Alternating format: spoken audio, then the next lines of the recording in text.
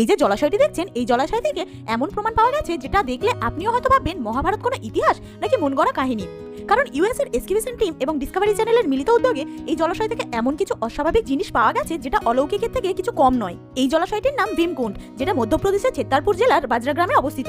কথিত আছে পাণ্ডবরা বনবাসে থাকাকালীন দ্রৌপদীর প্রচন্ড জল পিপাসা পেয়েছিল, তখন ভীম তার গদা দিয়ে পাথরের উপরে মেরে এই জলাশয়টি তৈরি করেছিলেন। এবার যখন জলাশয়টি পরীক্ষা করা হলো তখন জানা গেল যে এটি প্রায় 5000 বছরেরও পুরনো, মানে এটি মহাভারতের কালের। আর এই কুণ্ডটি ভারী কোনো আঘাতের ফলেই সৃষ্টি হয়েছে। এই কুণ্ডের জল কখনো ঘোলাটে হয় না, সবসময় পান করার উপযোগী ও স্বচ্ছ থাকে। আর এতটাই স্বচ্ছ থাকে যে অনেকটা গভীর পর্যন্ত স্পষ্ট দেখা যায়। সব থেকে আশ্চর্যের বিষয় হলো হাজার চেষ্টা করেও কোনো দেশের সায়েন্টিস্ট এই কুণ্ডের গভীরতা আজও পর্যন্ত মাপতে পারেনি। এমনকি এই কুণ্ডে যত গভীরে যাওয়া হয়েছে তত এর নেচার সমুদ্রের মতোই দেখা গিয়েছে। যেমন অনেক সামুদ্রিক প্রাণী দেখা গিয়েছে যেগুলি শুধু সমুদ্রেই পাওয়া যায়। এছাড়াও এর জলে এমন কেমিক্যাল পাওয়া গেছে যা থেকে অনেক চর্মরোগ ভালো হয়ে যায়, তাই প্রচুর মানুষ এখানে স্নান করতে আসে। মধ্যপ্রদেশ গেলে এই রহস্যময় ভীমকুণ্ড অবশ্যই দেখে আসবে।